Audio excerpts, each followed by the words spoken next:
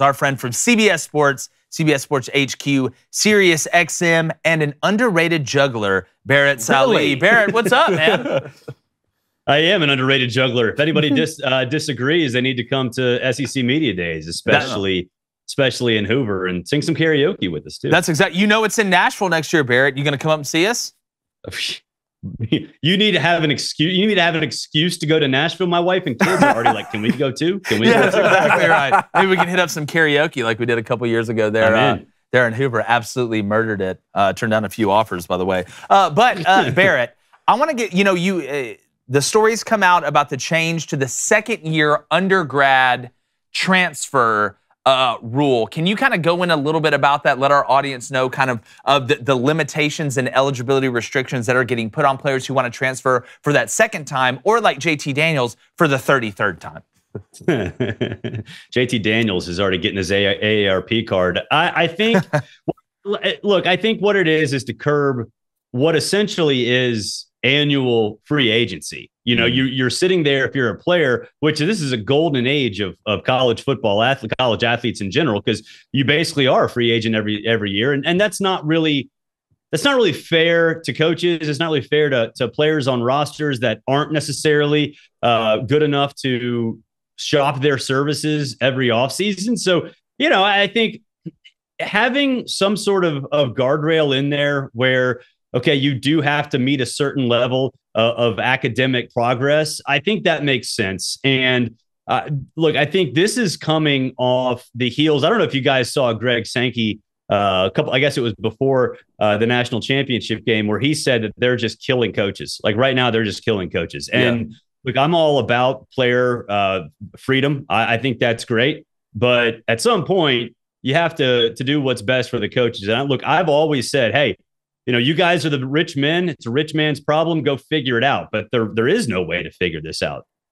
Yeah, it's hard to build a foundation on quicksand. I mean, how do you build a culture when everybody leaves or half the team leaves and you're having this isn't basketball, okay? Not that you don't build a culture in basketball, but it's a whole hell of a lot less players you're having to deal with and less positions. So it's going to be interesting to a little bit of a guardrail put in. Maybe this is somewhat precedent, and maybe some of the other new things getting a little bit, give an inch, take a mile situation. It's going to be interesting to see that. But Barrett, back to the on-the-field stuff.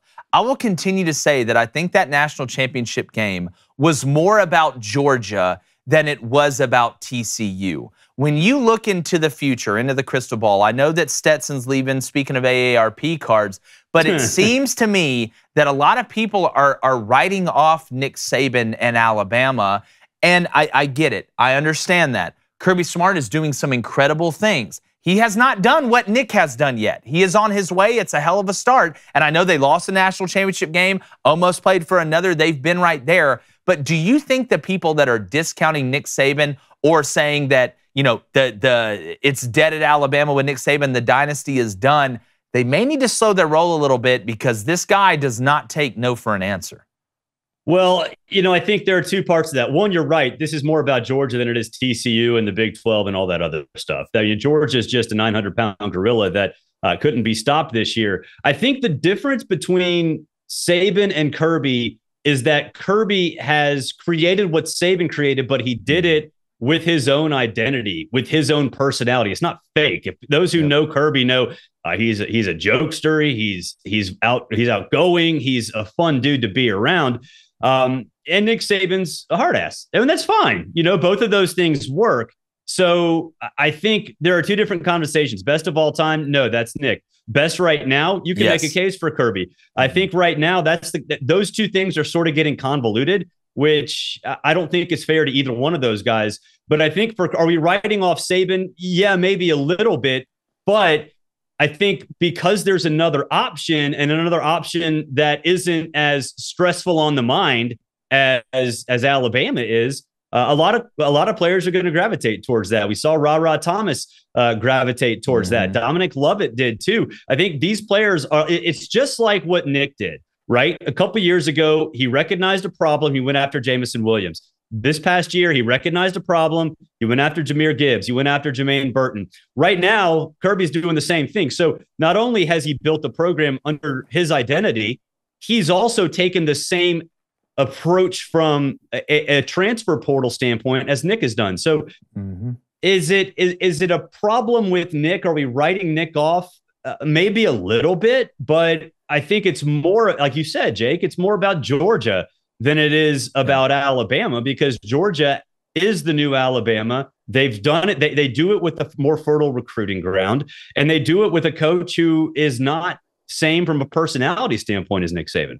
Yeah, and the thing about coaching is when you work for different coaches, you take a little bit from each one of them. You take some of the good stuff that you like, but when you're the head man, you build it on your identity while using that stuff. And Kirby has done that better than any of the quote unquote proteges that were coming out under Nick Saban. And I tell you this, Will Muschamp, I think could have been a very good head coach at Florida had he been genuine. He tried to replicate exactly what Nick Saban did, and that's not going to work. Without a doubt. And I don't think Will Muschamp's getting enough attention, enough credit for taking a lot of pressure off Kirby and that defense so he can take more of a CEO role. I don't think he's gotten enough credit for that, David. All credit to Kirby Smart and what Georgia has done these past 2 seasons going back to back. But, for the Nick Saban naysayers, never forget, Nick Saban went back-to-back and still has another 5 national championships on top of that. And, this idea that, what has Nick Saban won without Kirby Smart? Well, more national titles than any other coach in college football right now, until Urban Meyer comes back, and then they'd be tied at most. I want to go back to this NCAA argument here, Barrett. I want to applaud the NCAA when they, make some changes for the better, like this transfer portal issue. But I also get even more mad because I'm like, it took it getting out of this much of control for you to do anything. We see situations, the NCAA has been persona non grata to me. When you have these kids getting $5 million NIL deals, but all of a sudden Jim Harbaugh supposedly buys a cheeseburger for a guy at the Little Brown Jug in Ann Arbor. How dare you? NCAA sanctions been a good burger. Down. I need to know how good the burger is before that. What I said, and look, I've been to Brown Jug many times. If they didn't get the fried cheese balls, it was already a That's why we didn't win the national championship, Barrett. Just put them on the death penalty. Exactly. So new leadership coming in for the NCAA. Outgoing Massachusetts Governor Charlie Baker is going to come in, take over. Is he going to come in with a mindset and say, like, the future of college athletics is in jeopardy and it's important, I'm here to solve problems? Or is this going to be another revolving door with a guy who says, as long as I get my cut of the TV deal, I don't really care about the future of college athletics? He's a politician, athletics. I could guess. Well, yeah, he's a politician, so he's going to do whatever's right. I think. I don't think he's going to be stubborn. I think he's going to come in, read the room, and understand, hey, look, you can't put the toothpaste back in the thing now anymore. So if you're coming in and looking around to see an NIL, open transfer portal, all this other stuff, what are you going to do? Put the toothpaste back in the tube, or are you going to work with it? Mark Emmert was as stubborn as any man I've ever met in my entire life. I would imagine that it's impossible to be that stubborn. So I would imagine he works with this. And I think you've seen a little bit of that, like you mentioned, the new rule to sort of curb, free agency every year. But also there was the rule where bowl games this year don't count towards eligibility. I've been screaming that for about a decade, that you should not lose a game of eligibility if you play in a bowl game, especially in the age of the transfer portal, when a coach could go to a bowl game with like 30 players. That's not realistic. So I think there are signs anyway that they are going to they understand exactly where the sport is going, where the NCAA in general is going, and find ways to, I would say, put up guardrails, although this current rule is a guardrail, but just sort of navigate and weave through all these issues in a way that is responsible, is going to help the players, but also is not illegal and take it to court, because that's the biggest thing. Mark Emmert led the NCAA to court when he could have avoided all this 6-7 years ago, but he didn't. The NCAA wanted to maintain relevancy, and here's where they are. So I do think Charlie Baker's going to come in, and we've already seen signs of that, where he will try to sort of make the NCAA relevant, but not necessarily the sort of oversight that they have in years past. Today, our Booster Club bets are sponsored by DraftKings, the greatest sportsbook there's ever been. You need to download the DraftKings Sportsbook app right now and use our code CRANE, C-R-A-I-N. That's C-R-A-I-N, or C-RAIN, like they used to say when I used to shoot basketball. New customers can bet $5 on the NFL and get $200 in free bets instantly. We got playoffs this weekend, people, only at DraftKings Sportsbook with our code C-R-A-I-N. That's CRANE. Minimum age and eligibility restrictions apply. See show notes for details. Guys, again, we've sports bet for a long time. There is no better sports book, maybe the greatest book of all time, than DraftKings. Did they really call you C-Rain? Yes. You're just making every shot. If I saw the basket, it's raining. Well, you know what? I would like to take a player prop on DraftKings that you're going to make those shots. I would. That's exactly. That's what. You might as well call me Pfizer. Blaine, you love DraftKings. Yeah, best sports book. I mean, out there. I mean, you get player props, anything you want, and as early as you want. I like to get in there early as I can, right in that 12:01, the stroke of midnight. So anything you're going to bet like a king. It's DraftKings. Yep, I love the fast and easy payouts, whether it's by mail, whether it's by check, whether it's by debit card, land, air, or sea, David. It's DraftKings Sportsbook. Use that code CRANE, and you'll get some special offers. Let me add one more rule. If you get a targeting in the second half of the bowl game, you shouldn't have to sit out the first half of the first game the next year. That rule absolutely sucks, and it's trash festival. What do you got over there, Blaine? You should sit out the entire next year. The whole season? What's targeting? Can't play football What anymore. is targeting? Banned for life. Yeah, what's pass interference? What's a woman? What's a catch? Exactly. Ask Des Bryant What's a gas stove? Yeah, that's what's a gas stove? Perfect, Barrett. All right, we're going to go straight to the Booster Club here. I love this. All right, and the first person we're going to go to is Cone's Pants. Good. Cone's Pants. You best believe they're high water, Barrett. He wants to know. You saw Footnut? You saw Footnut? Yeah. Fizzy Pablo, Raspberry. All right. Hashtag Ask Barrett. Do you think the college football playoff expansion will actually increase parity, or will we still see the same few teams at the end of every year that we always see? Same few teams. You're not going to get a TCU. You're not going to get a Cincinnati.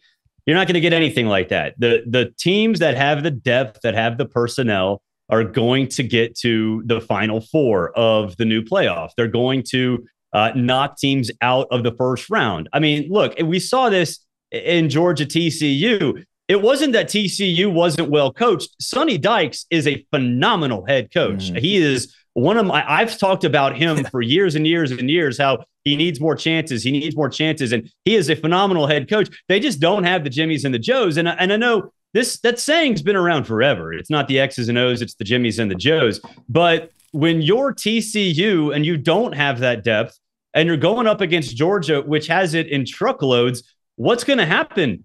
It's whatever happened on Monday night. That's what's going to happen. And if you go back, the national championship game, to me, it was not about what happened in the first half. It's what happened in the fourth quarter with Branson Robinson and some of these other linebackers that are literally third on the depth chart.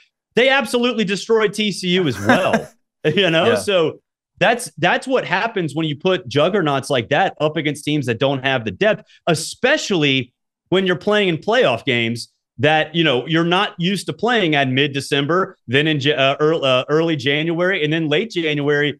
Those teams don't have the depth. So, yeah, you're going to see the exact same teams every single time. I love how we only talk about parity if, like, a team that's not supposed to win the national championship wins the national championship. Like, parity is so much more. There were so many teams, and to use your phrase, that went from the lower class to the middle class this year in college football. I think we have to start looking at parity throughout the game. Kansas, UConn, Duke, Vanderbilt even won some games. Expectation. What the hell else do you want? Yeah. I mean, Duke's not going to go win the Nat. They can't even win it in basketball anymore, let alone football. I think Mike Elko did the best coaching job out of anybody in the country outside of a guy named Jim Mora Jr. at UConn, who took a bunch of girls.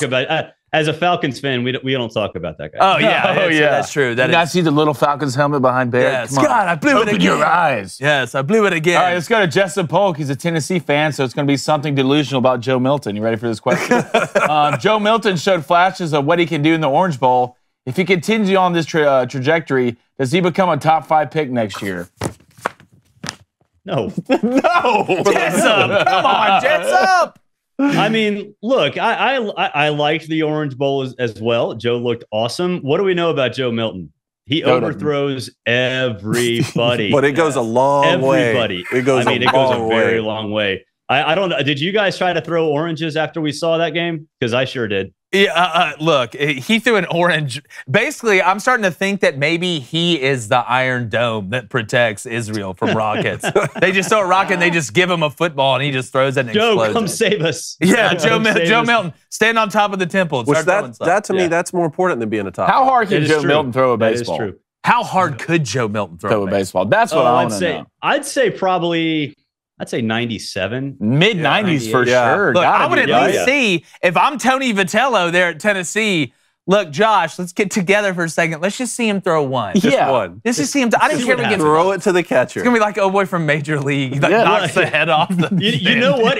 This is totally sidetracked. In Major League, it's like 96. I'm like, dude, everybody throws 96 right now. That's exactly right. 96 what happened? 96 is the new 92. Yeah. I mean, there's a kid from Tennessee throwing 113 miles per hour. I mean, his arm's basically falling off. Yeah, it just goes in a circle for like 5 minutes. Like but steroids. Oh, great stuff. So with Joe, like, look, here's an interesting part. Do the NIL folks, do the collectives push Iamaleava?